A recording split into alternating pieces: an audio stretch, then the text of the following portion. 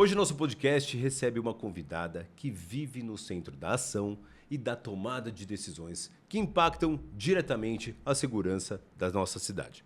Ela é a delegada Mônica Gamboa, titular da Delegacia de Cotia, e vem compartilhar sua trajetória, os bastidores de trabalho policial, os desafios diários de quem atua na linha de frente contra o crime. Delegada, é uma honra tê-la aqui conosco. Muito obrigado por ter aceito o convite e o microfone é todo seu. Tá. Obrigada, Lincoln. Estou muito feliz com o seu convite. Fiquei muito lisonjeada em saber que eu sou a primeira mulher, né? Exatamente. A vir aqui no podcast. Exatamente. Já assisti alguns colegas que passaram aqui com você. Obrigada pelo convite.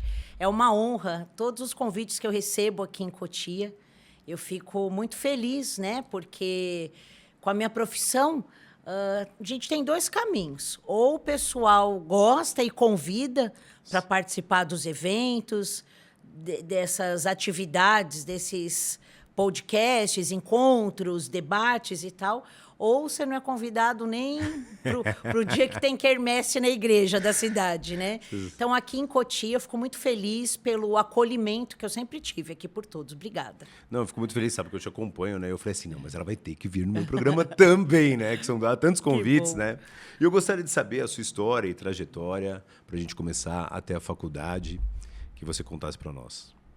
Bom, alguns já conhecem essa história, não é uma história que eu tenho orgulho e é uma história diferente, porque diferente da maioria das pessoas que quando alcançam uma profissão tem aquele sonho de criança, o meu sonho de criança não era ser policial, meu sonho de criança era ser médica. Então, eu sempre fui boa aluna, sempre tive notas muito boas no colégio, sempre estudei em colégio público, venho de uma família que nunca pôde arcar com estudo particular para mim, né? Diferente da realidade dos meus filhos. E eu queria ser médica. Estudei muito para isso, sempre fui da área de biológicas, fiz colegial técnico em nutrição. Aí eu fui estagiar num hospital, justamente pelo desejo de ser médica, eu queria ser geriatra. Trabalhei durante algum tempo em hospitais, em São Paulo, né? Eu sou nascida em São Paulo. E aí, nesses estágios, eu ficava sempre na geriatria e no setor de queimados. Tem um hospital lá em São Paulo, no bairro de Taipas, que ele tem uma especialidade em São Paulo mesmo, no município todo, que é com uma ala de queimados. E eu trabalhava nesses dois setores para ser médica. Mas eu sempre ficava ali batendo na trave no vestibular, e eu acredito que era por conta do ensino público, né? Eu fui fazer cursinho já com muita dificuldade financeira, e aí no cursinho eu vi a diferença de um aluno que veio do colégio do ensino particular para um aluno que veio da escola pública, com aquele lance de greves, e um tempo sem aula, e etc., né? Moral da história, não passei. Aí, certa feita, alguém falou para mim que a universidade em Cuba qual era o outro cidade? Olha, esqueci até qual era o outro país. Mas era Cuba e mais algum outro país. Bolívia, perdão. Bolívia. Cuba e Bolívia tinham universidades boas em medicina. Na época, a gente não tinha internet como hoje, era banca de jornal, guia do estudante e tal. E aí eu fui atrás, eu sempre fui muito xereta, né, de buscar informação e tal. E aí eu vi o caminho das pedras para prestar vestibular em Cuba, uma universidade muito conceituada. E precisava de documentação nova, RG expedido naquele ano. Na época não tinha poupa-tempo. Hoje a gente consegue uma segunda via de RG no poupa-tempo.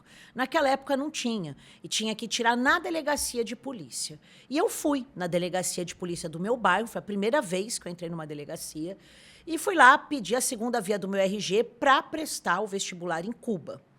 Tirei, cheguei lá, tinha uma situação de flagrante, né? Hoje eu sei o que é, mas quando eu cheguei eu vi aquela correria, policiais militares e tal, e tinha uma mulher no meio daquele vulco-vulco, uma mulher com uma arma na cintura, para lá, para cá, e dava ordem e falava.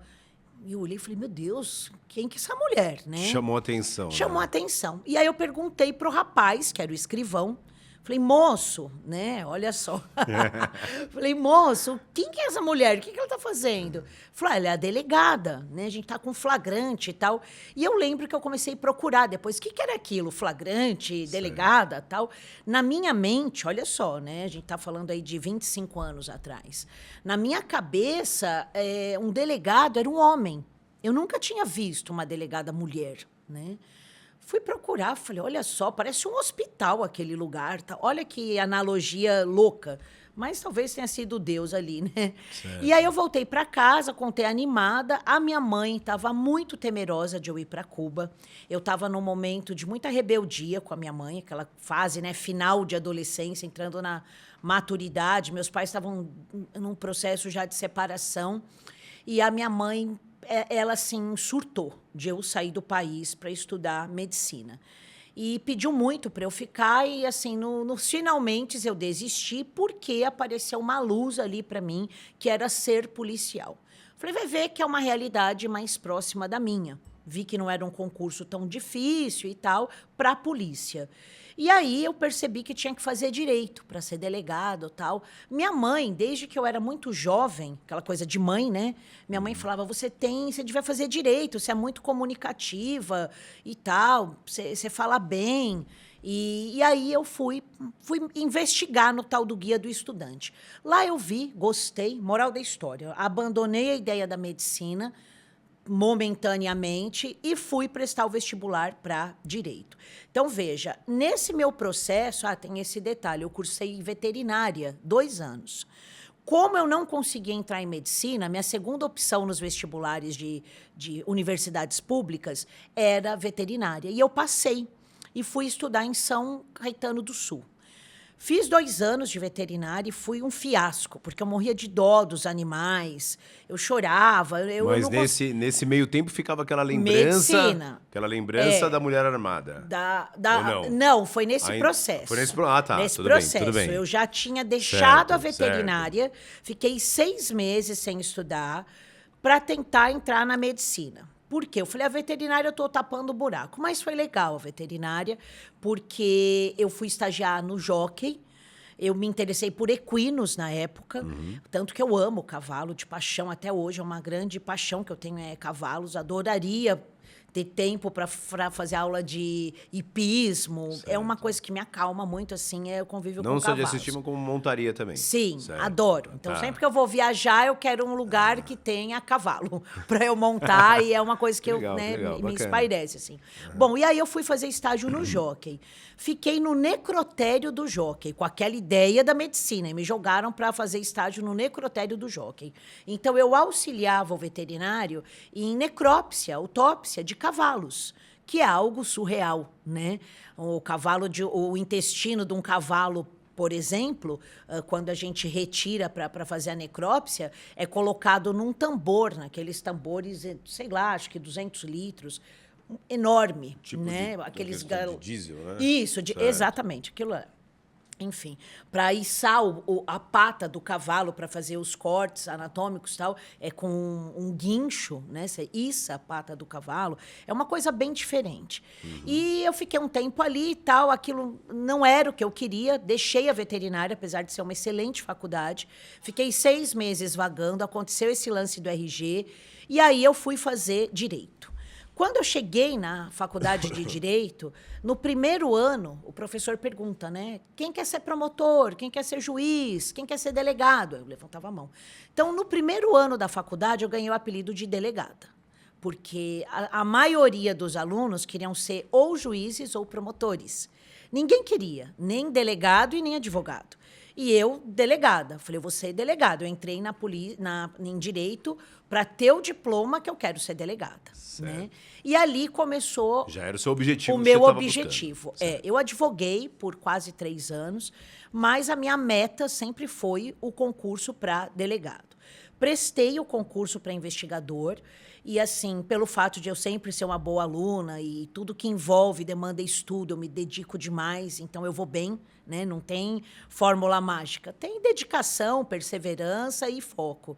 E aí eu passei também no concurso de investigador, cheguei na última fase, não fui fazer a prova, porque eu também já estava num estágio muito avançado para o concurso de delegado. Fiz um primeiro concurso de treineira em 2003. Não passei, cheguei na segunda fase, mas eu nunca tinha nem estudado para cursinho, nada. Fui no peito mesmo, terminei a faculdade e fui. 2003, fiquei na segunda fase do concurso. E aí, no próximo edital, foram 3 anos depois, mais ou menos, que foi 2005 para 2006, eu prestei de novo e entrei, né? Fiquei em 5º lugar no concurso. Um concurso de 220 inscritos. Fiquei em 5º lugar, uma pontuação muito boa, né? Então, assim... É evidente, 5º lugar. Sim, né? teve jornal, saímos no jornal, porque as 5 primeiras candidatas foram mulheres, então teve uma cobertura da mídia na época, Caramba. né? Eram 5 mulheres loiras, então totalmente fora do padrão que existia. né? O concurso da Polícia Civil, independentemente do cargo, da carreira, majoritariamente masculino. A gente ainda tem um percentual de 25% a 30% de mulheres. Então, veja, é uma aprovação pequena, né? E no meu concurso não foi diferente. Para 220 vagas, nós éramos ali em 50 e poucas mulheres, né? E eu fiquei em 5º lugar, foi uma grande vitória, tal. E ali eu vi que a minha carreira para a polícia sempre foi muito favorável. Eu que vivi essa caminhada de tentar exaustivamente a medicina, hoje, né? Hoje eu não acredito em coincidência, hoje eu vejo que tudo tem o olhar de Deus, tem o propósito de Deus na nossa vida, né? E hoje eu vejo com clareza que um dos propósitos de Deus na minha vida foi me tornar delegada e não médica. Amém. Né? E assim foi e deu tudo certo e eu vim parar na polícia. Que bacana. E me fala uma coisa. Dentro desse processo todo, um momento assim que você sentiu assim muito decisivo, que você falou, agora sim eu estou firme como delegado, um momento decisivo, um momento assim que você foi inspirador para você nesse momento até se tornar delegada ali. Teve algum momento assim que foi inspirador? Olha, que você recordou tudo que você passou? Sim. E ali? Durante o processo de preparação para o concurso, nesse período que eu terminei a faculdade Certo. e não passei a primeira vez que prestei e fiquei aguardando 3 anos, foi um período bem difícil. Porque nesse período eu já estava com a ideia, né? Saiu totalmente do meu planejamento medicina. Então, o meu foco era, sim, o concurso. Eu queria ser delegada, eu desejava isso com todas as minhas forças. Acho que foi uma das coisas que eu mais desejei na vida. Eu nunca desejei, por exemplo, casar, ter filhos. Naquela idade, eu nunca tinha pensado nisso. Muito pelo contrário, eu terminei um namoro de 9 anos com uma pessoa que eu amava, que eu me dava muito bem. E eu terminei na época que eu fui para a prova oral da polícia. Esse ex-namorado, ele queria casar, a mãe dele tinha um desejo de ser avó, eu já estava ali com meus 27 anos, né? 26 para 27 anos, ele também, e eu falei, não, agora eu vou entrar no concurso. E como que eu vou a carreira. começar uma carreira que exige tanto de mim, sendo mãe, casando? E foi aí que a gente terminou o relacionamento, né? Então, o que eu desejei mesmo era a conquista para delegado. E aí, nesse processo, nesses 3 anos de estudo, muita coisa aconteceu. Os meus pais se divorciaram, meu pai foi morar nos Estados Unidos, então sempre fui muito apegada ao meu pai e não tinha o que tem hoje. Videochamada, não tinha internet como é hoje. A gente está falando aí de 2004, né? Sim. 2005. E era tudo mais difícil. A gente se comunicava por cartas. Eu esperava chegar do correio cartas do meu pai, dos Estados Unidos. Minha mãe, numa depressão profunda por conta do divórcio. A nossa situação financeira gritante. Assim, a gente nunca passou necessidade de não ter o que comer. Mas, por exemplo, eu não tinha opções de calçado. Hoje eu olho minha sapateira, né? É uma coisa que até me incomoda ter demais. Porque a gente, quando vive ali no mínimo, Você dá valor quando se tem, e quando você sempre só tem, a escassez faz falta até para a gente se aprimorar como ser humano, né? E na época ali, aquela coisa de moça, então eu não tinha carro, né? Eu trabalhei, vendia, tem a história da uva. Hoje todo mundo me conhece como Mônica Gamboa, né? O sobrenome do meu pai, muito forte. Mas eu era conhecida como a Mônica da Uva, porque eu vendia uva, espeto de uva, como se fosse aquele espeto de churrasquinho. Eu colocava uva, banhava no chocolate e eu vendia aquelas uvas para bancar o meu estudo. O meu estudo para o concurso, eu não tinha dinheiro, a minha família não tinha dinheiro para comprar todos os livros, né? São muitos livros, muitas matérias do direito, vademecum, troca lei, entra lei, o livro se desatualiza muito fácil. Não tinha o Google que você ia lá, eu quero a lei atualizada. Isso não existia naquela época, né? E então eu precisava dar meus pulos. E aí eu comecei a vender uva. Então, eu estudava com livro de biblioteca, por isso que eu falo, Lincoln, eu falo muito isso para os meus filhos, né? A impossibilidade, a dificuldade, depende do olhar que a gente tem para ela, né? Eu tive muita dificuldade, mas tive êxito. Né? É duro falar, mas foi a minha história. Sempre encarou com coragem, Sim. determinação. E eu estudei para um concurso público extremamente concorrido e fiquei numa posição muito vantajosa estudando com o livro da biblioteca. Eu era bolsista na minha faculdade, eu tinha 40% de bolsa.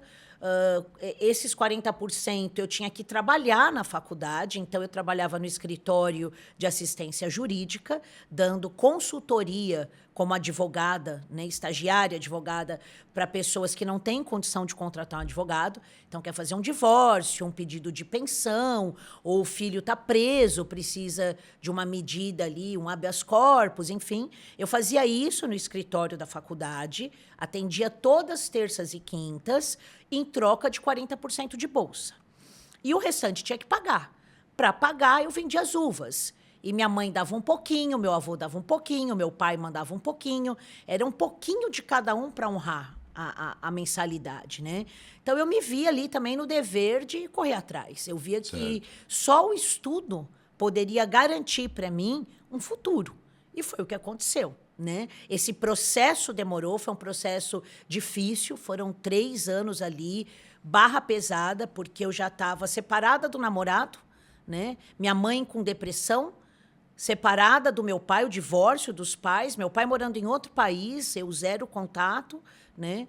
E eu tento que estudar. É legal você ter um compromisso de estudo todo dia? Não.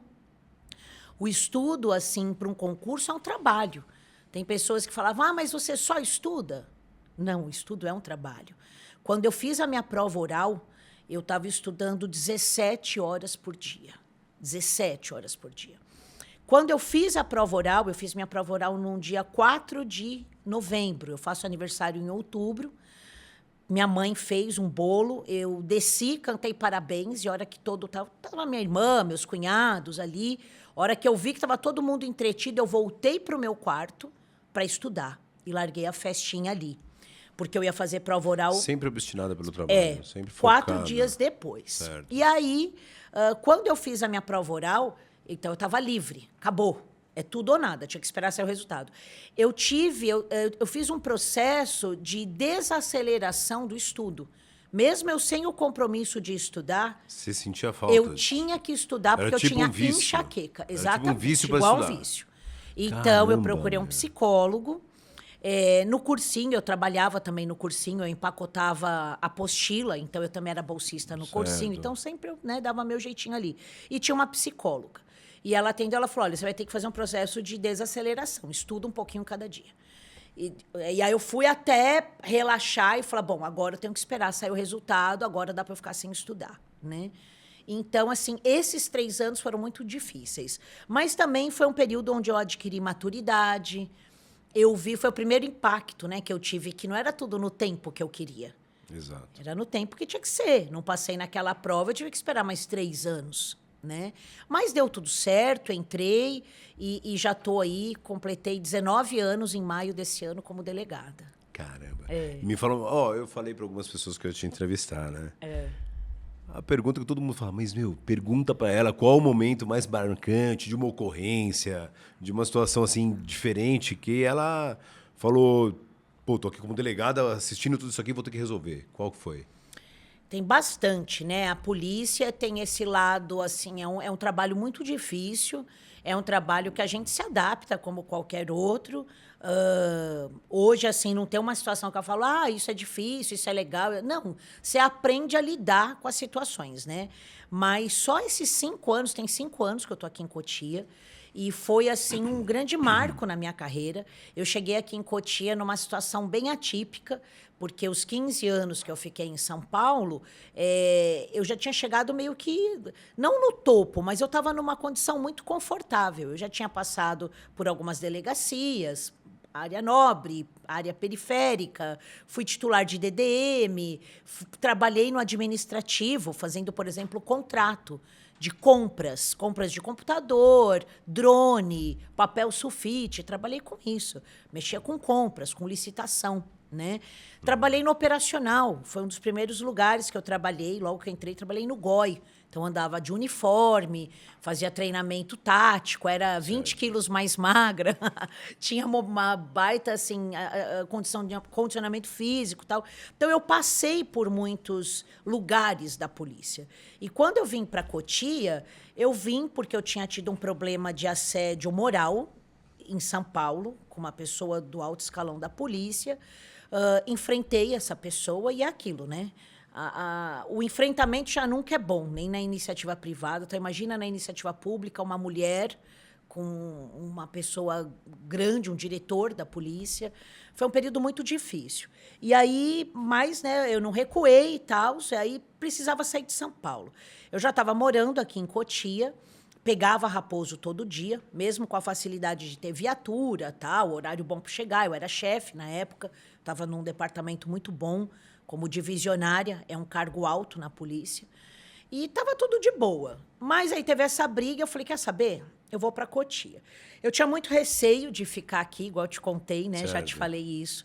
Eu passava em frente à delegacia, eu olhava e falava, meu Deus... O que eu vou fazer aqui? Eu falava, aqui deve ter furto de galinha, briga de dois capial, né? Eu achava, olha o preconceito, achava que era uma cidade, zona rural. Mas aí eu falei, eu tô cansada da Raposo, teve a briga, peguei férias na volta, eu falei, eu vou para Cotia, pedi transferência para cá. Alguns colegas até falaram, Gamboa, você tem certeza? Só que, olha só, falaram assim para mim, né? Até uma grande delegada muito conhecida, a doutora Sato, ela falou, mas você tem certeza? Porque lá em Cotia, aquele lugar é terrível. Aquela delegacia é pesadíssima, tem cadeia. Falei, é mesmo? Tem Ela já tinha te dado o alerta Você lá vê atrás. como ela é sábia, né? Olha só. E eu falei, será, doutora? Eu falei, não, doutora, eu quero ir para lá. É pertinho de casa, é do Certo. lado da minha casa.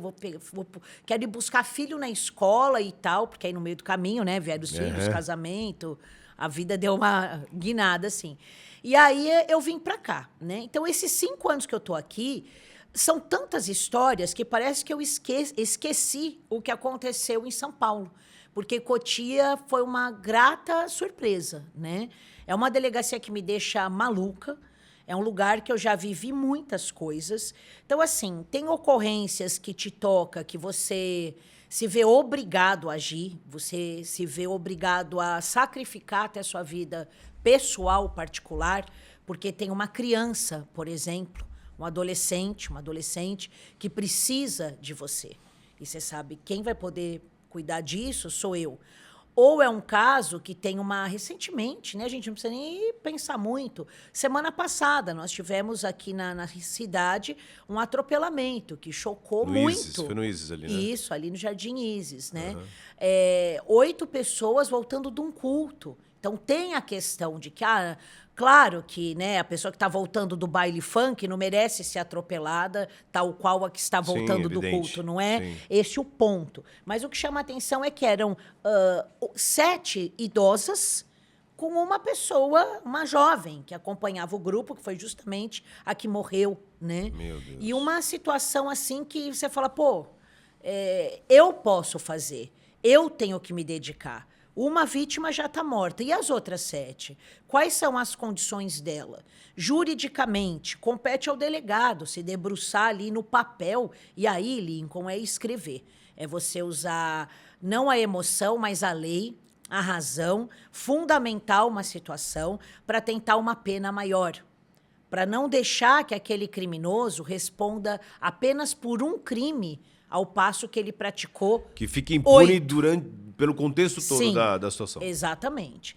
Então, assim, aí separa tudo e vai se dedicar àquilo. Atrasa o serviço. Eu fiquei praticamente a semana me dedicando a esse caso. Aqui em Cotia, a gente tem uma média de 40 boletins de ocorrência a cada 24 horas. Se eu fico uma semana sem despachar BO, na sexta-feira eu vou ter aproximadamente 200 boletins de ocorrência, onde eu tenho que olhar um a um e despachar o que eu vou fazer. Fora as outras atribuições que eu tenho. Eu tenho os inquéritos, eu tenho a cadeia, eu tenho o atendimento ao público. Todo dia vai alguém na delegacia que precisa falar comigo. Então, assim, mas aí você para. Então, é o momento que fala, não, eu vou parar tudo para me dedicar a esse caso. Assim como tivemos casos de stalker aqui na cidade, né? Esse autor, ele stalkeava até pessoas que foram vítimas desse rapaz em Bauru, em São Paulo. É um stalker que é a perseguição, né? O perseguidor. É um crime novo, mas é um crime de pena pequena, mas já é crime. Num passado aí não muito distante, nem crime era. Hoje a gente já tem a tipificação penal, mas a pena é baixa, não é uma pena que dá cadeia, por exemplo. Só que um stalker, um perseguidor, ele acaba com o psicológico de um ser humano, não é nem só de uma mulher. Pode Isso ser ele de um faz homem. como? Pela rede social? Pela rede social, pelo WhatsApp. às vezes pessoalmente, Certo. ao ponto da pessoa, ela começa ali vive assustada. surtar porque ela está sendo perseguida, né?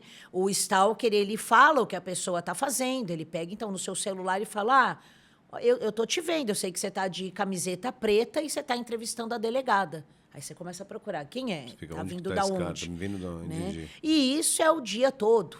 Né? Crime sexual nem se fale. O crime sexual, ele para a delegacia.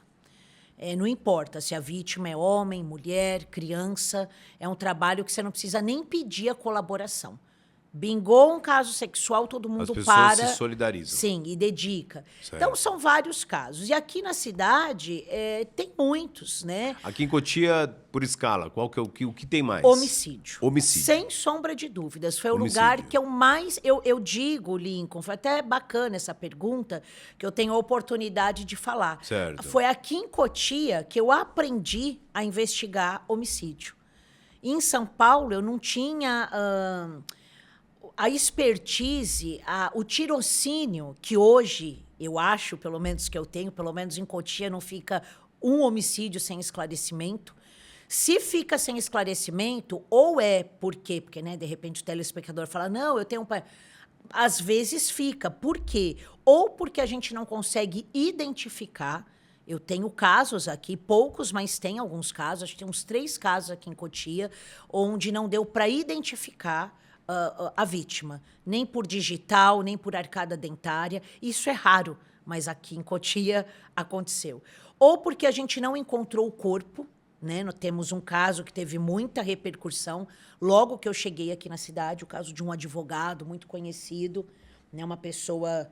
Tinha muitos amigos aqui na cidade e tal, tinha trabalhos na OAB, e esse advogado sumiu. Certo. Até hoje a gente... E é um caso que eu me dediquei muito, muito. Esse caso, assim, é uma grande frustração a gente não ter desvendado, né? Avançamos muito na investigação, mas encontrar o corpo, até hoje não encontrou, né? Isso é raro, porque a maioria dos homicídios a gente esclarece num curto prazo de tempo. A equipe que eu tenho hoje, a delegacia é rotativa, não são todos policiais que ficam todo o tempo junto, mas eu tenho ali 2, 3 que já estão comigo esses 5 anos, que eu falo que são os de fé, certo. Né? E quando precisa de uma coisa mais assim enérgica ou uma coisa que eu quero cuidar pessoalmente, não meu assistente e tal, eu chamo essa duplinha aí e a gente consegue rachar. né? Mas homicídio, sem sombra de dúvidas. O segundo maior crime que a gente tem aqui na região é o tráfico de drogas.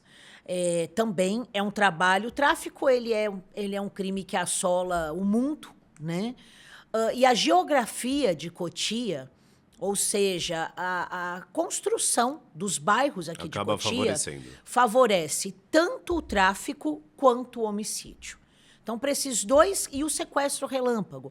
Por quê? Aqui, como a gente tem um mix, né, da zona rural, com aquela área mais arborizada, do condomínio fechado, ou seja, o que traz a gente para Cotia para ter uma qualidade de vida melhor, a pessoa sai daquele turbilhão de São Paulo para vir morar num condomínio fechado em Cotia, também faz com que... O ônus disso, esse é o bônus, né? O ônus é o quê? Morar num local que é uma região de mata.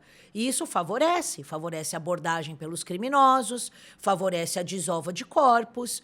Só que depois que você já está um tempo na cidade, que é isso que eu percebo, é essa vantagem que eu tenho aqui, você conhece. Então, você já sabe onde procurar, você sabe quem... Por exemplo, ontem, uma bobeira, furto de fio. É um mal que assola a cidade. A culpa é do Foi em furtador... residência ou público, alguma coisa? Escola, creche, tá, escola, certo. tá? Geralmente é assim que tem a fiação de cobre. O problema não é nem o furtador, o problema é quem compra. O desafio em termos de política pública é combater quem compra do furtador. Porque o furtador... Né? O receptador, exato. O furtador em si... Na grande maioria das vezes, ele é o quê? Ele é um usuário, é o craqueiro, é aquele cara em situação de rua, é aquele cara que ontem eu fiz um flagrante que eu nem relatei o outro. Ou seja, eu prendi ele no dia 7, ontem eu já estava prendendo ele de novo. Aí eu desci na cadeia e falei, meu, você de novo aqui? Ele falou, doutora, é. O cara nem sabe onde ele está, ele vive na base do crack. Ele furtou uma peça de ar-condicionado que o dono da escola, é uma escola de computação, ele falou, doutora, só essa peça aí me mostrou lá um cilindro XPTO, custa R$3.000. Isso eu ouvi do dono, da vítima, né? Certo. O dono do estabelecimento. Aí eu vou lá e perguntei para ele, chamei ele lá pelo vulgo, falei, por quanto você ia vender? Ele falou, sei lá, essa peça é boa. Depende. Se ninguém tivesse vendido uma dessa essa semana, eu ia ganhar 200. Se alguém já tivesse vendido uma dessa essa semana, eu ia ganhar 100. Ou seja, uma peça que custa 3.000. Então, quem está levando... Então, aí a gente tem duas vítimas, né? A vítima total, que é o dono do estabelecimento, a vítima parcial, que a gente chama de vítima do sistema, que é o usuário, e a gente tem um investigado oculto, que é o receptador. Então, o que falta, né, tinha que ter um trabalho, assim, uma parceria. A gente tenta, na medida do possível, pegar receptadores, mas é o grande lance na questão do furto de fio. Mas, bom, então, assim, a hora que eu vi o rapaz ali, e você pergunta, a hora que eu vi a situação chegando, e o modus operandi, o escrivão, quando me relatou, furtaram fios assim, assado, eu falei, é o Beltrano. Já até sabia. Mesmo. Então, você aprende o modus operandi. Isso é muito legal, de uma cidade menor. Tanto eles conhecem nós, como a gente conhece eles.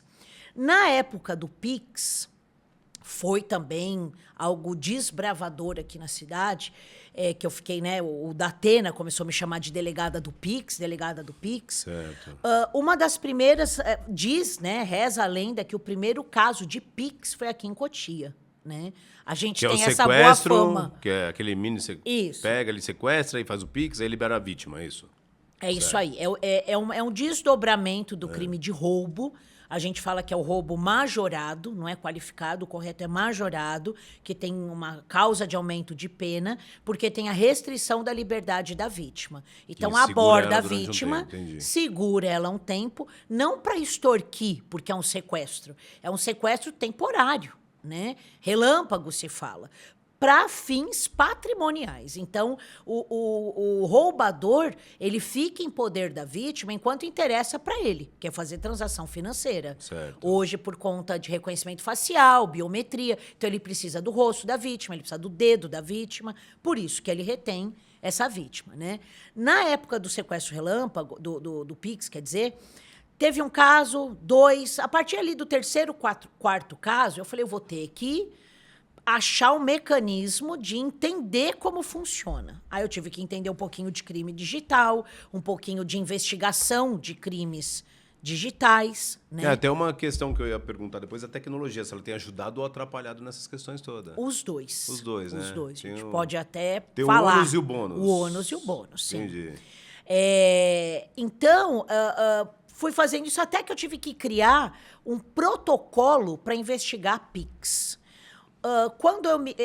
Ao longo dessa minha caminhada como delegada, eu sempre dei aula. No paralelo, meu bico foi dar aula. E eu tenho uma especialização, que é em criminologia e perfilamento criminal. Que o perfilamento criminal, ele estuda o comportamento do criminoso. Certo. O direito penal, ele vai lá e aplica a pena. Então, você praticou um roubo, o delegado tem que saber qual é a pena, vai lá, vai enquadrar, o juiz vai julgar dentro daquela pena. É meio cara crachá. A criminologia está do outro lado. A criminologia não quer saber de pena e nem do crime, a pena do crime. Ela quer saber o porquê a pessoa pratica aquele tipo de crime. Por que praticou e por que pratica. Então, vai atrás de entender a mente do criminoso. E eu fiz uma especialização nisso, tenho livro nessa área, dou aula nessa aula há muitos anos, tal. E eu falei, poxa, por conta até desse título que eu tenho, eu preciso criar um mecanismo de entender, porque o Pix começou a tomar conta da cidade. A gente começou a ter ações de Pix aqui em Cotia de criminosos que não eram daqui. Então, eles saíam das cidades deles para vir praticar Pix aqui. Sequestro relâmpago, Pix aqui. Ibiúna, São Roque, Barueri, Itapevi. Esses criminosos, na medida que a gente começou a revelar, eles são desses municípios e poucos aqui de Cotia. Mas eu tracei ali, junto com a minha equipe, com aqueles 3 fiéis. Certo. Os meninos são muito bons também. Os meninos já têm uma expertise de rua, de conhecer a quebrada, de conhecer o moleque que rouba, o moleque que trafica. Muitos tem até casos que é até engraçado, né? O traficante do Morro do Macaco já estudou com o polícia que trabalha na delegacia, né? Tem disso também. Então, assim, o delegado sozinho não faz nada. Certo. A gente precisa ter uma equipe. E a minha equipe, a gente criou um protocolo ali para atender o Pix. Chegou ao ponto de eu ter 21 casos de Pix, todos comigo e com essa mesma equipe. Quanto tempo isso? Em 6 meses, 8 meses. Isso, assim, foi um período muito difícil. Eu não era titular, eu era assistente. No chutômetro aqui, pela região, era a região da Granja mais. Mas a Granja pelo poder aborda... aquisitivo das Exatamente. Aborda Certo. mais naquela área, mas traz para cá, né? Ou também tinha muita abordagem ali no Jardim Arpoador, que é a área de São Paulo. E vinha pra cá. E vinha pra cá. Vinha pra cá. Né? Entendi. Então, a gente foi criando... Moral da história. No período, assim, de 1 ano, a gente conseguiu... Pegamos algumas lideranças, alguns cabeças. Isso ajudou muito na investigação. E a gente começou a juntar o quebra-cabeça, né? Moral da história. No período aí de 1 ano, a gente tem, dos 21 casos, 14 criminosos com condenação já, presos com penas aí acima de 30 anos, né? Pegamos 4 grandes lideranças da região. E isso, assim, foi um trabalho muito bacana, né? Então, Cotia vai aparecendo, assim... vários casos, né? É difícil lembrar de um específico. Agora vem cá, Você lembrar de essas algum, leis, pode perguntar. essas leis, tem leis que são muito frágeis, né? Fala a verdade. Tem. A gente Prende, tem, até eu solta. queria até, se eu puder falar, porque eu falo Pode muito, falar viu, tudo, Olinco? por favor. Você me corta aí. O programa é seu. a gente vai falar o tempo que você Mas tem quiser. informação, uma coisa que eu acho que é informação de utilidade, não é utilidade pública, mas é bom as pessoas... Certo, claro. Porque às vezes a pessoa fala muito, a justiça não funciona, tal.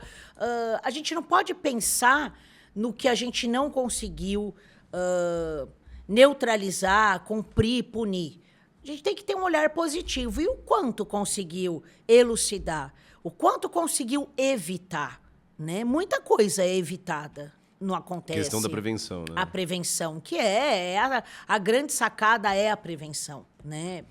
A prevenção alerta que você faz. Sim, e a tudo escola, o poder público, tem tudo isso. E tem o policiamento preventivo também, que é pela guarda, que aqui em Cotia é muito eficaz. Eu, em 15 anos de carreira em São Paulo, eu nunca tinha feito um flagrante apresentado pela guarda. Eu fui conhecer guarda aqui em Cotia. E aqui em Cotia é a nossa força policial. Eu, quando dava aula antigamente lá em São Paulo... A maior força policial da cidade é a Guarda de Guarda, sem sombra de dúvidas, a quem eu quero até aqui deixar público meus parabéns, são parceiraços. Já peguei alguns secretários, alguns comandantes da Guarda, todos assim, eu sou muito grata. Porque uma vez eu sofri uma situação aqui na cidade... do Waze, né? Eu sou péssima para caminho. Certo. E eu joguei no Waze e eu caí no meio de uma comunidade. E quando eu vi, eu estava num lugar que eu não conseguia voltar. O Waze cai, né? Padrão, quando você está num lugar, perde o sinal. Era um horário, era bem cedo, muito cedo isso da aqui manhã. na cidade? Aqui em Cotia, Olha tem só. uns 3 anos. Era o Júlio, o comandante da guarda, que acabou virando amigo e tal. E eu fiquei naquela... Eu estava com a viatura, armada, sozinha, de manhã e tal. Beleza, o problema não foi eu cair na comunidade porque eu sabia sair de lá. O problema foi que a viatura, o carro que eu estava, tinha chovido muito. A hora que eu passei numa rua, cedeu o solo e a roda da viatura, o pneu da viatura ficou atolado. E eu falei, bom, vamos olhar, a criminalidade sabe, a gente não tem uma frota muito grande de viatura. Então, meio que sabe os carros que são. A gente procura trocar, fazer rodízio, mas acaba ficando marcado o carro. Falei, bom, vão ver, a hora que forem olhar, vão ver que sou eu. Era bem na época do Pix, que eu estava toda hora na televisão, né? Tem as entrevistas e tal. E eu falei, agora já era, né? Aí você cria toda já uma estratégia do que eu vou fazer aqui, né? O protocolo policial ali numa situação de risco. E quando eu pensei em chamar ajuda, porque eu tinha que tirar o carro que estava atolado, eu liguei para 2 pessoas. A primeira que eu liguei foi para o meu ex-marido, né? Porque eu estava casada. Liguei para ele tinha trabalhado à noite. Não ouviu o telefone. Isso aí foi uma briga danada depois, né? Falei, eu podia ter morrido e você não atende o telefone. Não atendeu. Qual foi a segunda pessoa que eu mandei a minha localização? Para o meu de fé da delegacia, que eu falei, ele também não vai ver que ele acorda à tarde, e para o Júlio. Eu não pensei nem em chamar outra força que não a guarda. E quem foi lá me resgatar foi a guarda. Aí o Júlio viu a minha localização, falou, tô mandando viatura para ir e tal. Você acha que dá para segurar? Eu falei, acho que dá, porque ainda tá muito cedo. Estão começando a ver que eu tô aqui, porque eu já comecei a ver o pessoal, aquela ciscar, como a gente fala, né? Olhando. Deu a conta deles chegarem e tirar ali, precisou de cordas tal, para tirar minha viatura, mas foi a guarda. Assim como para tudo. A gente sai para cumprir mandado de prisão, mandado de busca, sempre a guarda é parceira.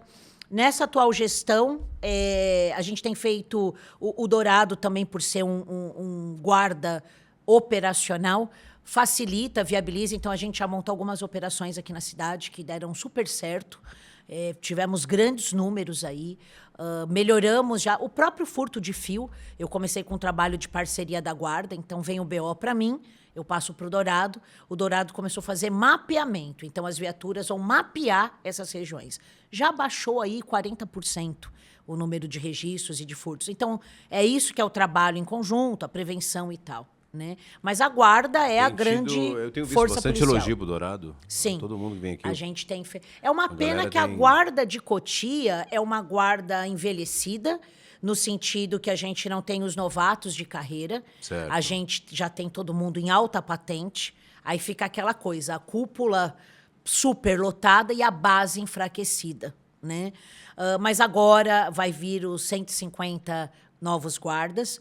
Lá na Delegacia de Cotia, nós estamos ajudando no processo seletivo. Que bacana. Porque tem que fazer a investigação social. E aí a gente está ajudando o Dourado, a corregedoria. Você acha que quanto tempo vai estar à disposição?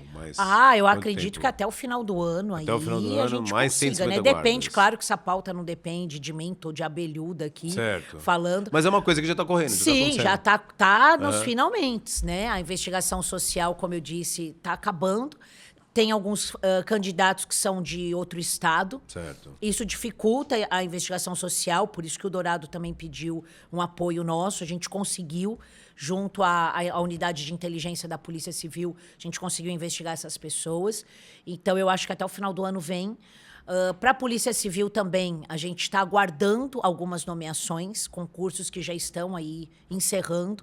Então, eu acho que aí para o começo do ano a gente vai ter um policiamento maior. E a questão da militar aqui no centro agora? Então, vai mudar a base, Certo. né? A Polícia Militar, eu confesso que a gente não tem tanta proximidade. Eu tenho proximidade com alguns, Certo. que quando precisa, algumas pessoas estratégicas eu telefono, mas eu confesso que essa Alguns comunhão... que já estavam na cidade e já não Isso, tem. que são certo. locais. Eu também conheço alguns que já estão... Acho que é os mesmos, né, que ajudam. Sempre, somos bacanas. Mas é uma pena, porque eu não percebo a militar tão integrada com a gente como a Guarda. A Guarda e a Polícia Civil aqui é uma força assim, co-irmã mesmo. Certo. Né? Com a PM a gente não tem tanta proximidade. Mas a PM aqui em Cotia funciona muito bem através do BAEP, né, na apreensão de drogas. Então, grandes quantidades de droga geralmente são apresentadas pela PM ou pela Civil através de inquérito. Certo. A gente tem uma Investigações, investigação, entendi. aí você vai na via ordinária, né? Mas, assim, no flagrante, geralmente é o BAEP quem traz. Né? E quarta-feira, o que aconteceu lá na delegacia? Conta pra gente. Na cadeia? Na cadeia. Pois é, a cadeia. Meu Deus! Pois é, foi um livramento, O pessoal né? falou que ouviu tiro, caramba. Foi. A gente tem um inconveniente ali do lado da delegacia, que é o ponto de ônibus. Da parte de cima. É. Certo. A parte de cima. Então, do ponto de ônibus, é possível ter uma visão aérea, digamos assim, da delegacia. Então, ver os fundos da cadeia e ver também a nossa caixa d'água, né? Eu achei engraçado porque é um blog até aqui de Cotia que eu não conhecia, e alguém me mandou um print mostrando que a caixa d'água da delegacia estava aberta. E falou, olha, fizeram piadinhas ali. Eu falei, meu Deus! Quando eu vi, eu já chamei o pessoal. Falei, gente, a caixa d'água tá sem tampa. É surreal, né? Aí eu escrevi lá, eu tava bloqueado os comentários, escrevi, né? Nem sei se ele leu. Mandei uma mensagem lá pro dono da página, falando, olha, obrigado pelo alerta, a gente não estava sabendo, tal. Nós passamos por uma dedetização e teve a ventania. Algo tirou aquela tampa da caixa d'água. Mas as pessoas monitoram. E o tiro foi igual, porque ouviram os tiros do ponto de ônibus e começou. O que aconteceu? O que aconteceu? Um preso, a gente tem, né? Não é mais uma delegacia, não é uma cadeia de permanência, é uma cadeia de trânsito. O titular da delegacia de Cotia acumula a função de diretor da cadeia. Então, eu sou titular da unidade e diretora da cadeia, tá? A cadeia é uma cadeia de trânsito. A gente abriga ali presos oriundos de todas as delegacias de Cotia.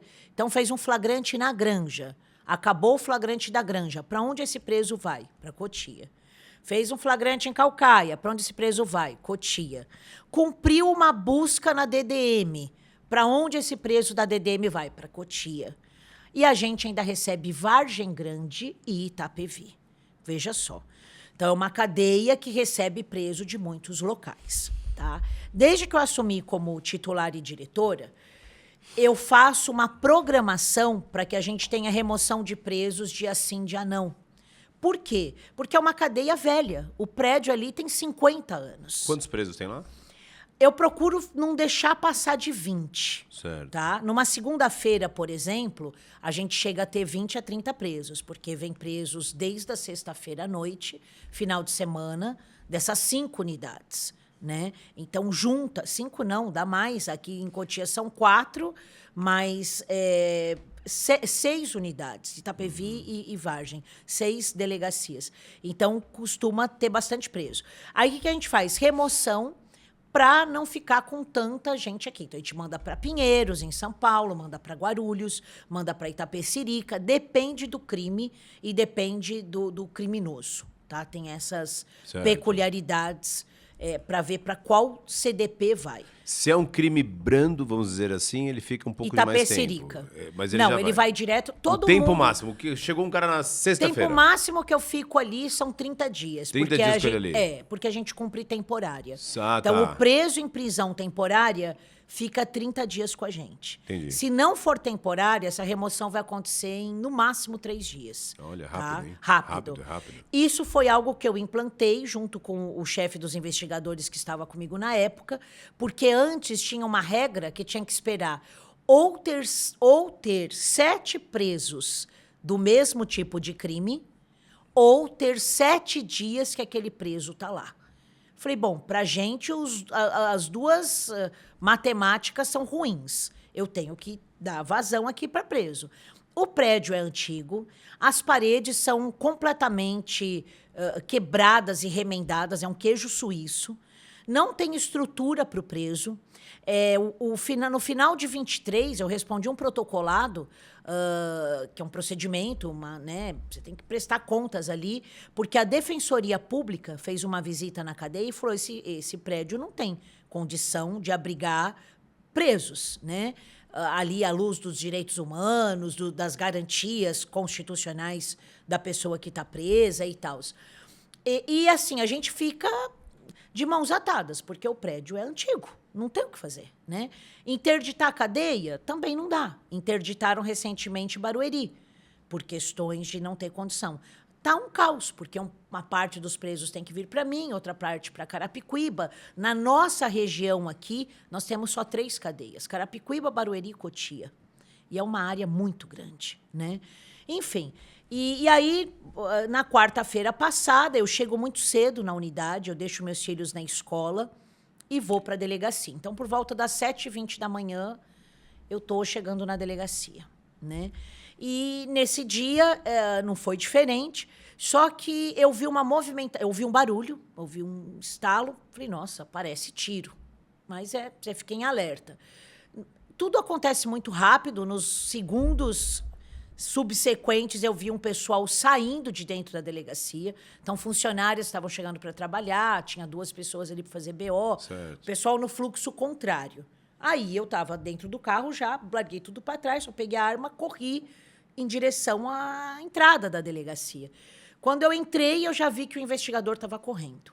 Aí você já, né, aconteceu alguma coisa, aquela gritaria, fui atrás dele. Quando a gente chegou na cadeia, eu já vi o carcereiro machucado, sangrando a cabeça aberta, muito sangue, ele tonto assim no pátio.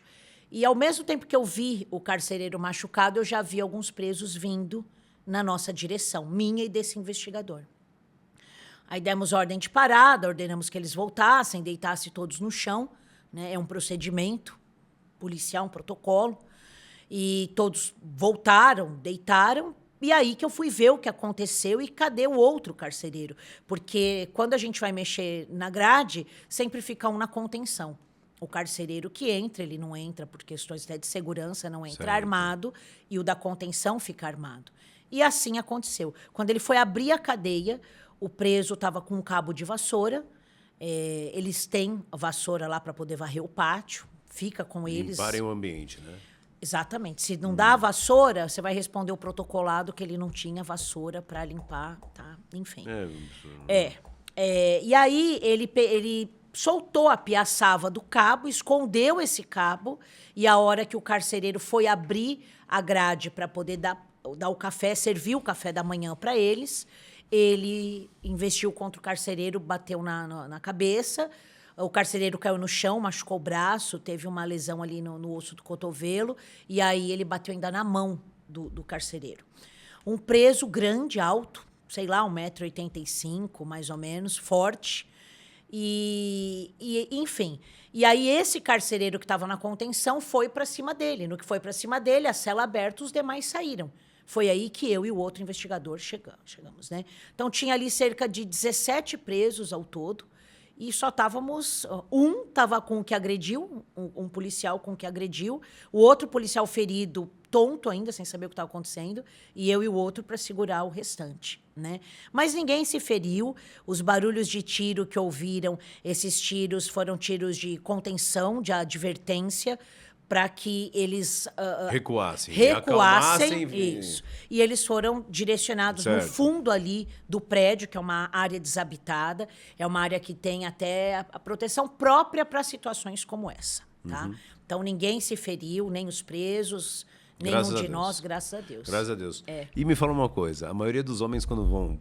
Apareceu na delegacia que tiver, fica com medo, não fica? Porque mulher, assim, não dá aquele negócio. Acho que é eles não dentro e ficam fora, mais... Eu acho que eles têm fica mais medo de meio- mulher do que de homem. Sim, existe um ditado, né? O pessoal fala que a mulher é doida. Eles falam... Então, até na Tipo, polícia. o cara tá indo, ele fala, meu, lá é delegada. Nossa. É comum duas coisas. É comum, por exemplo, quando eu desço no plantão. Aqui não, que agora o pessoal, muita gente me conhece. Mas assim, desce. Ah, bom dia, moça. Né? Mocinha. certo. Bom dia, moça. Mocinha, quero falar com o delegado. Aí, né, você, pois não, o que eu posso. Não, mas o delegado não tá aí? Certo. Eu sou o delegado, né? Ah, Sou que delegada. Isso acontece. É. E acontece também do pessoal ter medo de mulher. Isso, é E isso que eu não quero é dizer. só quem vem. Os policiais têm medo de mulher. Também. Tem. Você fica em choque. Na própria polícia, eles falam: delegado já é bravo. Quando é mulher, meu, não brinca com mulher, que elas são doidas. É bem assim, né? Às vezes a gente tem que dar uns chilique, eu já dei alguns, pra botar ordem, né?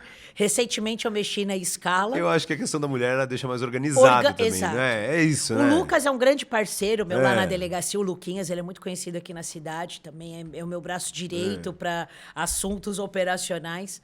E ele que monta a escala junto com o chefe, né? E eu procuro evitar, assim, porque eu tenho dois braços ali. Certo. Eu tenho o chefe dos escrivães e o chefe dos investigadores. E aí tem toda a base, tem um assistente, um delegado assistente, todo mundo que trabalha. Mas os dois chefes é quem me ajuda ali na gestão da delegacia. Mas recentemente eu precisei mexer na escala dos investigadores, que eu queria duplas no plantão noturno e final de semana.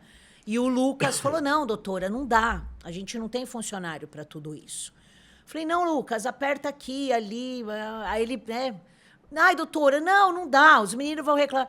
Aí eu, né?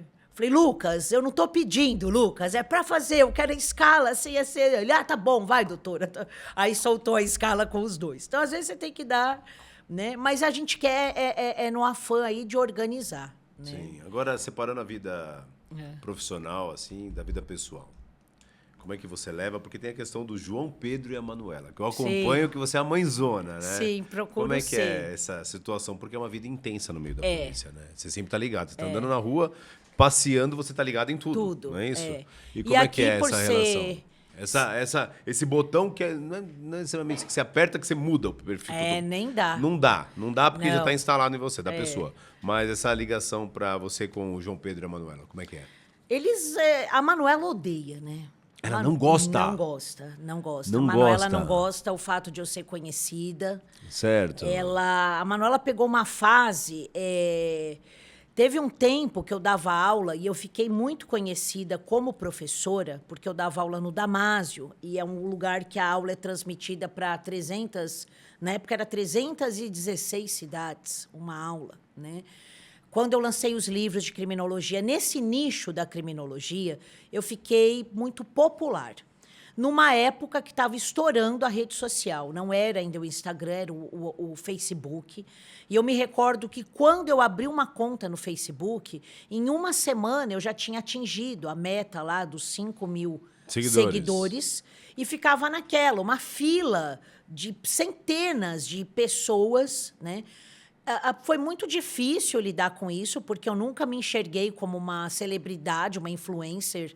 Eu fui fazer terapia para saber lidar com isso, porque as pessoas sabiam da minha vida, tal. A Manuela era pequena, a gente ia no shopping, então era um lance assim muito de tietagem. Foi numa época de concurso. Teve um episódio nesse meio aí de concurso que foi muito emblemático. Teve uma prova da Polícia Civil de investigador, que é o concurso mais concorrido. E eu dei uma aula de revisão de véspera, num sábado, a prova era domingo. E eu falei: olha, eu estou com um pressentimento que a questão que vai cair vai ser tal coisa, vai ser tal tema. Esse tema caiu na prova. Eu nem imaginava, imagina, quem monta a prova da polícia é a VUNESP, eu não tenho nenhum acesso e tal. E isso me deu uma popularidade tamanha, porque o meu livro era usado na prova. Então, quando iam corrigir a prova, os comentários estavam no meu livro. E aí eu dou essa de acertar uma das questões, a principal questão da prova. Isso me deu muita popularidade, isso me deu muita rentabilidade financeira. Foi um período que eu ganhei um dinheiro bom dando aulas, com direito autoral, com palestra. Uma aula minha custava um valor que não fui nem eu que pus preço, porque aí pessoas começaram a me ajudar nesse processo. A Manuela já ficava meio incomodada. E a Manuela era pequena. Certo. Ela participou de tudo isso. Desde o primeiro lançamento do livro, eu tenho fotos com ela, eu estava até na noite de autógrafo, tem uma foto muito bonita, que eu estou autografando o livro, ela está sentada, igual um bonequinho, ela toda de vestido e tal, mas a Manuela odeia. É briga certa quando eu posto uma foto e marco a Manuela na foto. Ela manda eu tirar. Ela pede para tirar. Ela fala, tira porque o pessoal fica vindo atrás de mim, e eu na escola. Então, ela estuda aqui no colégio, a nossa vida é aqui, né?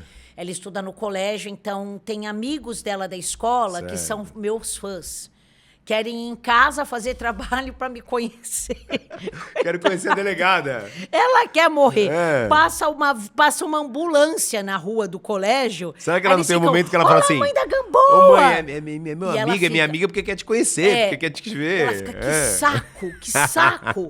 Aí, às vezes, eu chego em casa, você tinha mesmo que dar essa entrevista hoje, mamãe? Vai ter aniversário para eu ir no sábado. Não gosta.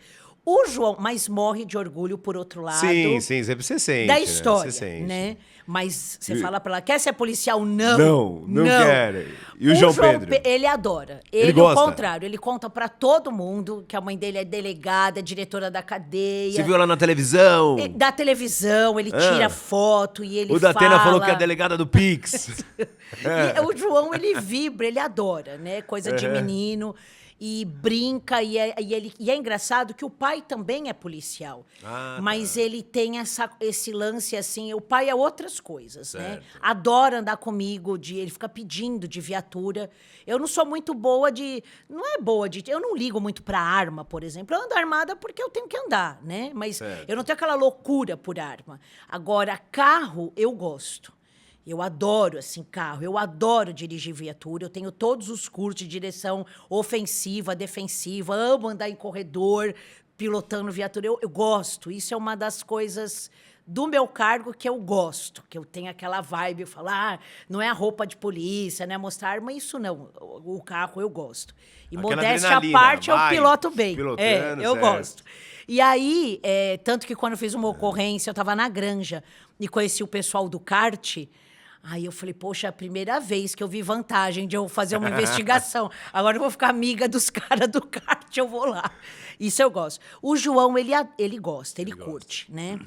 Mas, assim, é difícil porque eu não queria ser mãe, mas no momento que eu me tornei mãe, eu fui muito mãezona. Então, eu sou aquela mãe que eu faço o lanche da escola. E o dia que eu não faço a lancheira, eu me culpo, eu acho que eu sou uma péssima mãe. Sempre que eu faço a minha terapia, ou quando eu vou fazer uma cartinha para as crianças de aniversário, eu falo, desculpa, eu queria ser uma mãe melhor, né? Eu tenho aquela coisa de ser insuficiente. Mas, assim, eu vivo muito com os meus filhos. Depois que eu me divorciei, a minha relação com as crianças melhorou. A gente é um trio de verdade, assim. Então, a gente faz tudo juntos. Os passeios. O tempo que você está com eles, esses passeios, sim, viaja. A gente passeia, viaja. A gente tem uma rotina, hoje em dia, muito intensa também na igreja. E eu procuro, na medida do possível, fazer tudo com eles. Então, nos momentos que eu tô off, eu tenho uns horários estratégicos. Então, levar para a escola. Eu que levo todos os dias. Tem dia que eu falo, eu podia dormir até mais tarde. Posso pedir para a mãe que compartilha comigo a carona levar. Não. Eu faço questão de acordar eles todo dia, levar, todo dia na hora do almoço. Às vezes é 2 horas da tarde. Eu ligo, vocês almoçaram? Tá, hoje a Manu me ajuda muito, né? Ela fala, já, né, mamãe? São 3 horas da tarde. Você parou agora? Eu falo, parei agora. Então, assim, acho que eu dou conta do recado, mas é desafiador, né? bacana. Filho Bacana. adolescente, hoje era digital, os jogos. Porque mudou muito, né? Mudou Se a gente for muito. analisar, olhar para trás, eu também tenho 2 filhos, né? Pequenos. Sim. Pequenos não, já são grandes. O Pietro, né? Formado, já engenheiro Sim. civil, 25 anos, e a Guilhermina com 17. Mas eu olho assim, até a questão... eu me identifico um cara raiz, né? Um cara lá de Isso. trás, tal, com aqueles valores e princípios, tal. Mas não é fácil você criar hoje em dia, pelos Não. amigos de escola, É. por essa, sabe, essa situação hoje em dia da rede social que aproxima de todas as coisas, boas e ruins, né? Sim. Então não é fácil você ter que administrar tudo isso, né? Então, você olhar, ó, hoje as pessoas para terem filhos, assim, tem que pensar 10 vezes. Muito. Pensa O 10 vezes. custo é muito caro, né? E é justamente isso que você falou. Não dá para te pôr a criança numa bolha. Eu fui muito relutante em dar celular, em deixar ter rede social. Só que você cria um outro problema. Você está criando também uma exclusão. Aquela criança, né? Os dois viveram isso. A Manu demorou para ter rede social e celular, e o João demorou para ter celular. E eu percebi que a gente estava entrando, eles estavam sofrendo, o bullying pela exclusão. Eles viviam uma alienação. Então, todo mundo jogava o tal do Roblox, o Minecraft, o Brawl Stars e o João Pedro de fora. E aí ele não tinha amigos. E ele brincava, legal, ele brincava em casa, de carrinho, sempre jogou futebol e tal. Mas depois ele começou a ter problemas na escola por não ter integração, por não ter acesso ao que os colegas tinham. E então, assim, a gente tem que orientar, né? Recentemente nós tivemos um caso aqui na delegacia que envolvia a questão de jogos. Até recente, numa palestra que eu fui na própria prefeitura, eu abordei essa temática, que eu achei importante ali um alerta para as mães, né? A questão do jogo, mas o lance é orientar. Você não pode evitar que eles joguem, mas orientar, por exemplo, não ir para conversa em sala privada. Hoje a gente tem a plataforma Discord, né? Eles costumam montar os eventos, eles chamam de eventos. Ah, vai ter evento tal hora. Aí a galerinha se reúne, vai para a plataforma, da plataforma vai para o WhatsApp, vai para os... Aí que está o problema. No momento que a criança sai daquele local coletivo e começa a ter conversas privadas com alguém que você não sabe quem é. Né? Então, o lance é orientar. Mas, retomando a ideia que eu acabei até desviando aí um pouco sobre as penas, né? Que a gente estava falando da impunidade e tal... O que eu acho que é importante as pessoas saberem, a gente tem 3 critérios. Uma pessoa praticou um crime e vai para a delegacia. Tem 3 caminhos, tá? Se a conduta dessa pessoa for tipificada no Código Penal com um crime, como um crime com pena máxima até 2 anos, e o Código Penal ele traz esse receituário para nós, ele vai estar lá. Por exemplo, o artigo 121, que é o artigo que trata do homicídio. 121, matar alguém é a descrição do crime. Pena de 6 a 20 anos de reclusão. Ponto. Para o furto vai ter outro, para o roubo vai ter outro, para ameaça outro. É sempre assim, a descrição da conduta e a pena. Todo crime que a pena máxima é até 2 anos, não dá prisão. Não dá.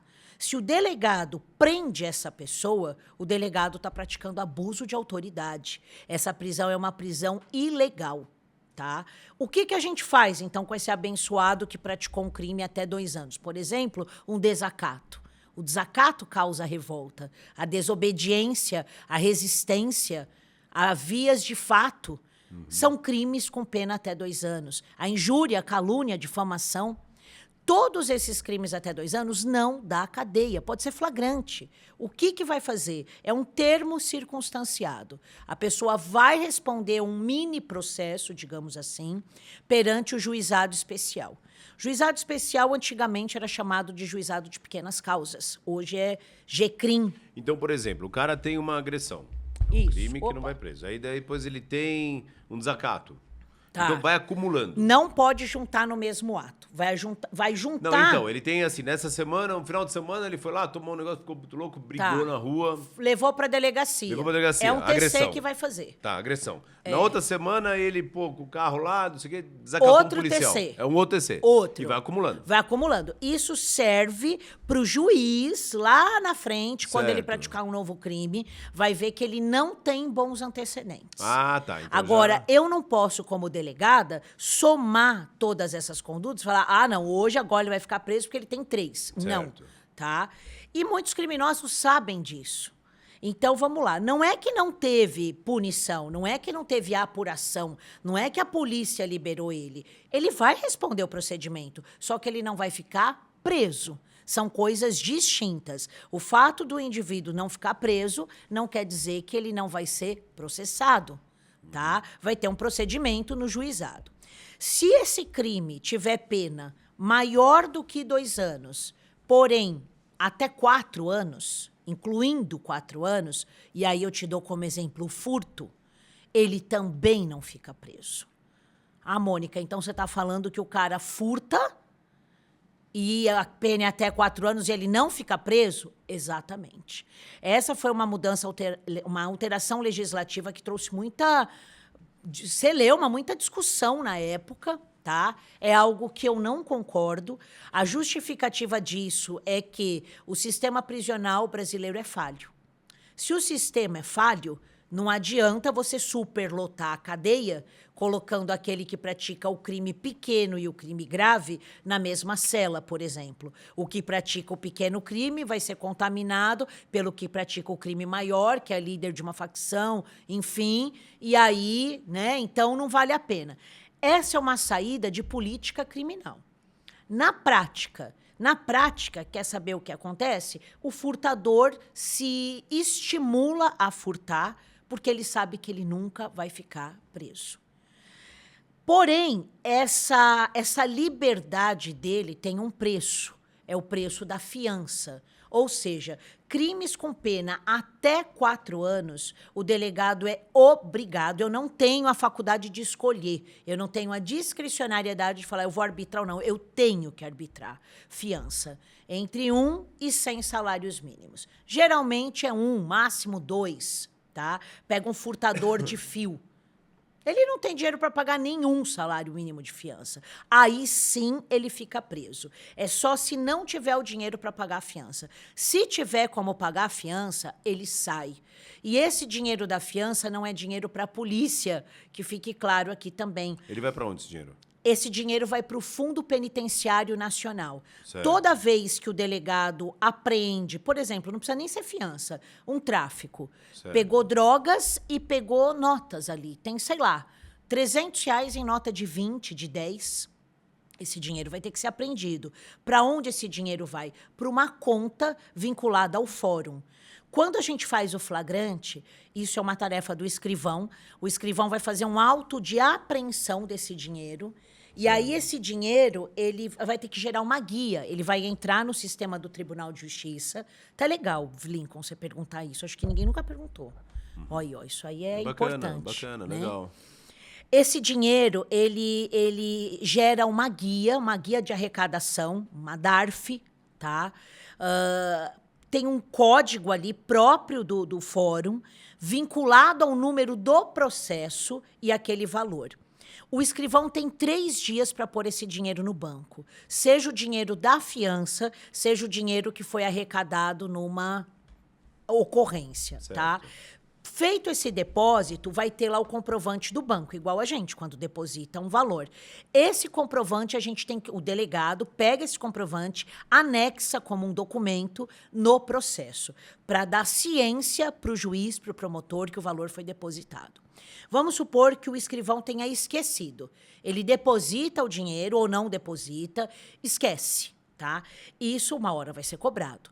Se passar os 3 dias, o escrivão de polícia responde por apuração preliminar, é um procedimento administrativo perante a corregedoria, porque é muito chato. Certo. esse lance do dinheiro. São 3 dias, nem 4, nem 5. 3. Exatamente 3 dias. Até 3 dias. Porque a gente fala de fianças absurdas, né? Coisa Absurdas. De meio milhão, Esse milhão, caso, 700 aquele mil. caso do juiz, né? Certo. Que agrediu a moça.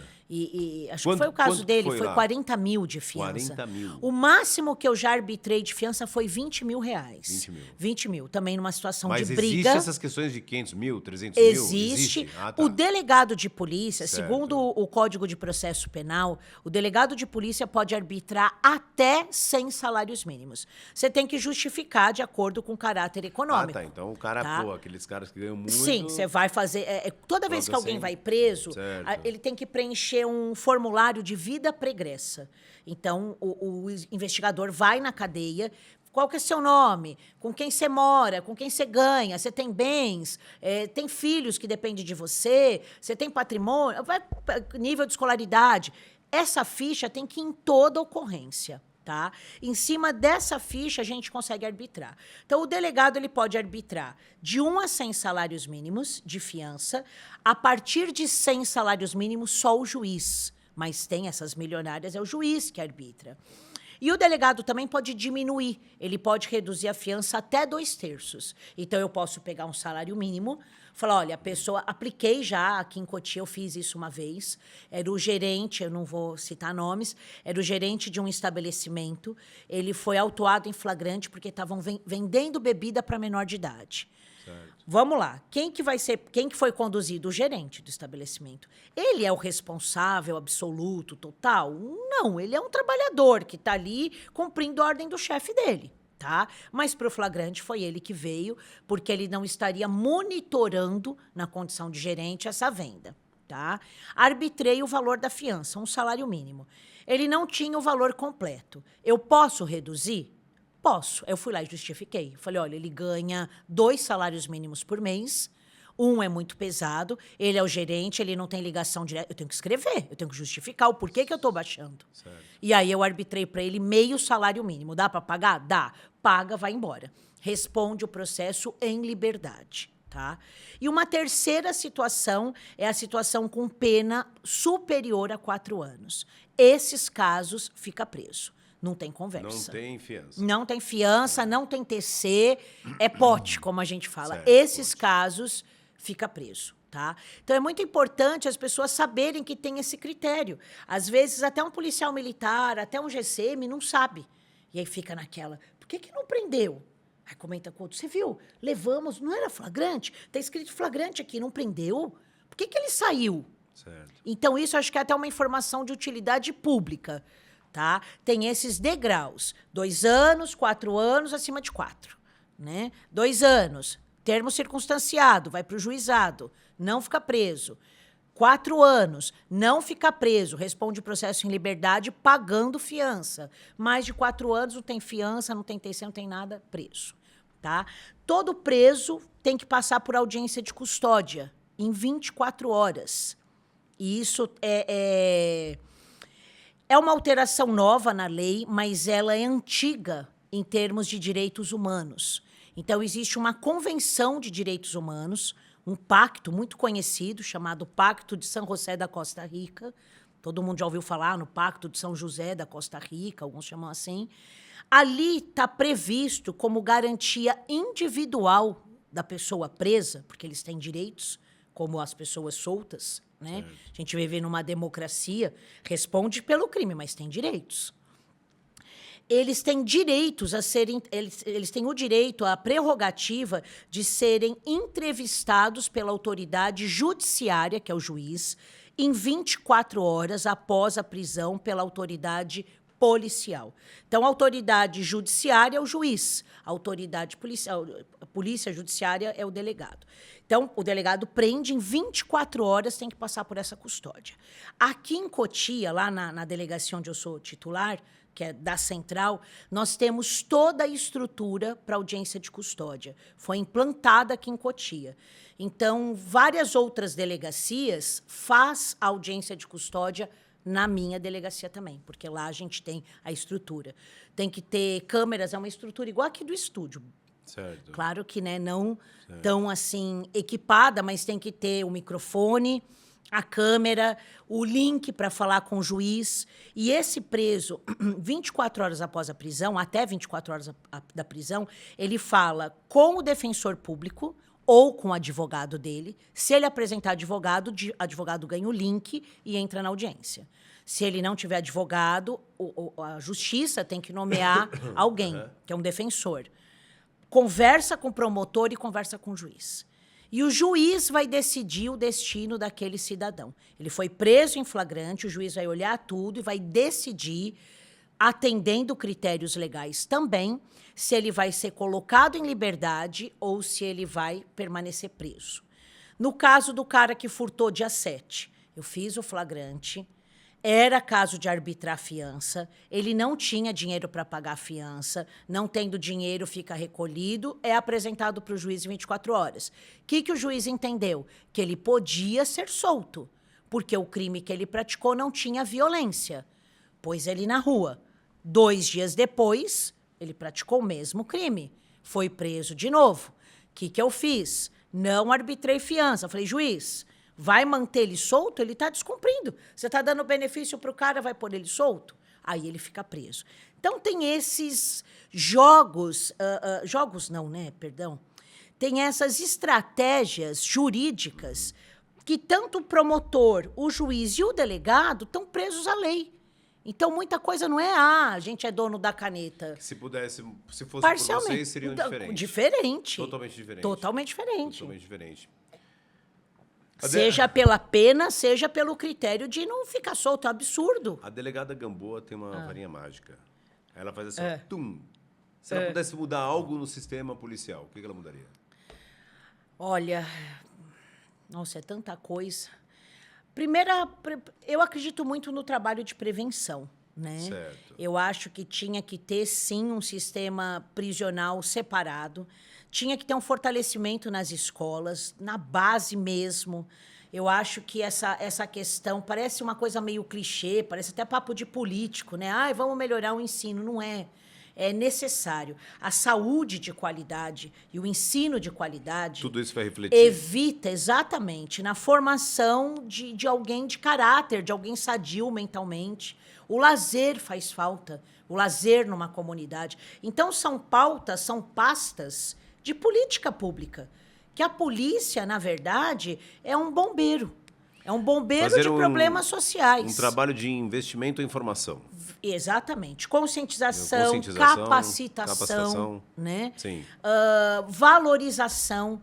Quantos jovens que estão no tráfico que cresceram sem pai, que nunca tiveram opção de lazer na vida, né?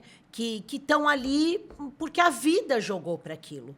E não adianta, você vai depois punir o traficante? Não adianta, você tem que tentar evitar que ele se torne um traficante. Teve prisões que você ficou chateada, assim, que você olhou, você se doeu, mas era necessário? Sim. Teve várias. Várias? Sim, tem. Você lembra alguma, assim, que você teve que prender, mas você falou... Teve eu não queria prendê-lo, mas não teve jeito. Então, teve um caso que eu fiz, foi em São Paulo, e, assim, sempre que dá, que eu vejo que vale a pena conversar com uma pessoa que está sendo presa pela primeira vez, é um crime de apropriação indébita, furto, um pequeno tráfico. Já conversei várias vezes. Traficante, microtraficante aqui em Cotia, várias vezes. Porque do tráfico a pena uma das penas mais altas, altíssima. Né? Alta, uma pena de 15 anos. No tráfico é difícil sair nessa audiência de custódia. E, às vezes, eu vejo que o cara nem era o traficante mesmo. Ele estava ali por uma necessidade. Ou é uma mulher que assumiu o ponto do marido, porque o marido está preso e ela precisa sustentar a casa, tá? Mas, assim, sempre que dá para conversar, eu procuro. E aí eu oriento. Ou a falar a verdade, aquela droga não era minha. Fala a verdade, teu caso vale falar a verdade. Pega um advogado. Você sempre... Eu nunca, graças a Deus, ao longo desses 19 anos, eu devo ter falhado alguma vez, óbvio, né? Não sou perfeita, mas sempre que eu vejo que dá para tentar fazer algo, conversar, eu faço, né? Uma vez eu fiquei muito tocada, eu tinha feito um flagrante, era um flagrante de furto, e esse senhor, ele chorava muito na cadeia, né? No corró, que a gente chama, que é o lugar que eles ficam ali aguardando para ver se vão embora ou se vai entrar para a cadeia mesmo. E aí ele chorava, e eu, primeiro, por que tá chorando? O pessoal mandando ele ficar quieto, para de chorar. Os outros presos, né, já também estranhando aquilo. E aí ele falou, eu tô com muita vergonha. Eu senti um arrependimento na parte dele por aquele crime. Era furto de um carro porque ele precisava pagar o agiota, né? É um outro grande problema. Muitas pessoas que praticam crime, muita gente que entra para o tráfico... Ele acaba sendo induzido àquilo. Exatamente. Tem por trás agiotagem. Ou tem vício por trás, ou tem dinheiro por trás. Isso é bem comum em investigações, né? A hora que você começa ali a pegar, você vê que ou atrás tem um vício a ser mantido, ou tem um problema financeiro com o agiota. Então, a agiotagem é um outro grande problema. Certo. E aí a gente já mexe, né, num vespeiro. Porque e quem investiga o agiota? Né? Como que faz isso? Quem vai para cima? É complicado, né? Mas, enfim, e aí ele chorava demais, ele falou que furtou o carro, porque ele já tinha um desmanche para mandar esse carro, e o dinheiro que ele ia receber, ele ia pagar o agiota, porque o agiota já estava ameaçando a família dele. E eu conversei muito com ele, e fluiu ali a nossa conversa, e na hora de ele ir embora, ele foi... Na época nem tinha audiência de custódia, então eles iam para o sistema prisional, e essa entrevista com o juiz demorava para acontecer. Às vezes, demorava 2 meses para o juiz falar com o cara, para falar, não, você pode ir embora. Mas ele já tinha ficado 2 meses preso. E um dia na cadeia é 1 ano, né? E, nessa época, ele estava sendo transferido, e, na hora que ele foi embora, ele acalmou, teve ali algumas ideias, até que ele falou, nossa, tomara que eu saia, porque eu já vou agir dessa forma. E, na hora que ele estava indo embora, sendo transportado para o carro de remoção, que é aquele furgão da polícia que leva os presos, eles vão todos, né, como se fosse uma corrente, são elos de corrente um no outro, é uma forma de transportar em segurança. E vão algemados, né? Isso, eles vão um algemado no outro. Numa fileira, assim, né? E aí ele foi embora, ele estava com as mãos algemadas atrás, a mão direita e esquerda, e ele olhou para trás e falou para mim, falou, doutora, eu vou sair.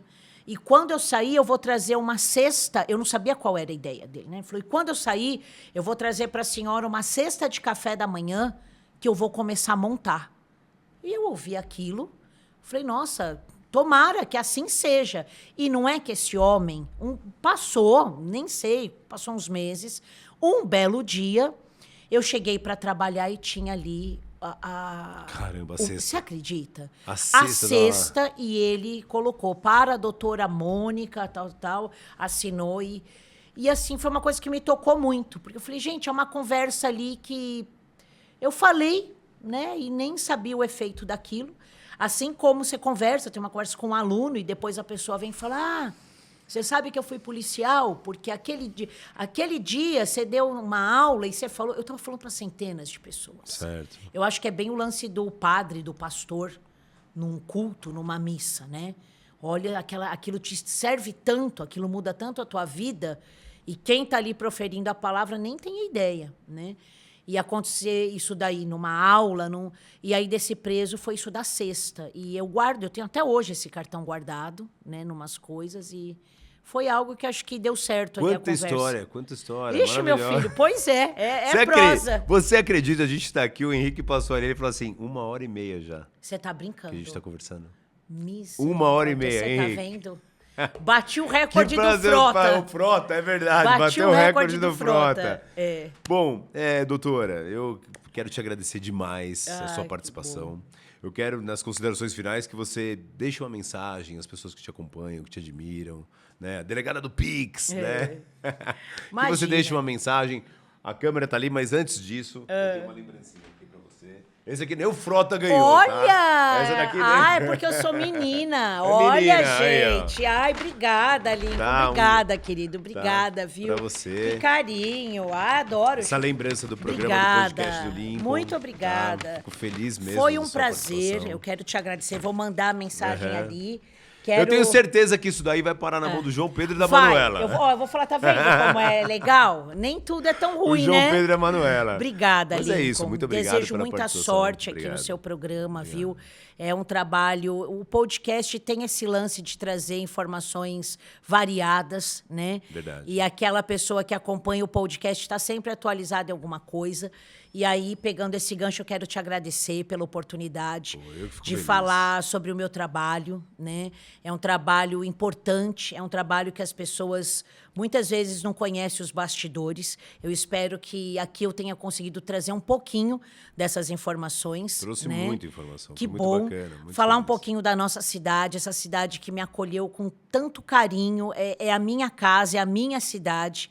Eu sou cidadã cotiana de coração e Que com bacana. título hoje, né? Que legal, É que um legal. lugar que eu não pretendo deixar essa cidade, eu faço assim com maior carinho. Isso também tem muita diferença das outras delegacias que eu passei, né? É a delegacia da minha cidade, é a delegacia onde eu cuido como se fosse a extensão da minha casa, seja buscando parceiros para pintar a fachada do prédio, para consertar um quadro de luz, indo atrás dos secretários para me ajudar pintando uma vaga, demarcando uma vaga para deficiente, para cortar uma grama. Então, esse carinho todo eu tenho aqui em Cotia, porque essa delegacia é algo assim que eu procuro dar o meu melhor, né? Então, muito obrigada pelo Sensacional. espaço, pela Sensacional. oportunidade. E para o pessoal que está em casa, né, o recado que eu deixo aqui, eu gosto muito de usar a minha história como exemplo, né? Como eu disse, eu sou uma pessoa que eu vim do ensino público, de uma família classe média baixa. Meus pais não tiveram oportunidade de cursar nível superior, tiveram sempre uma vida muito difícil. E eu, com 30 anos de idade, eu sempre brinco, né? Até os 28, 27, 28, eu não tinha absolutamente nada. Eu fui ter meu primeiro carro quando eu comecei, depois de 6 meses de salário na polícia. Aí você faz um empréstimo aqui, pega um dinheirinho aqui que acumulou de pagamento e tal. Fui ter o meu primeiro carro.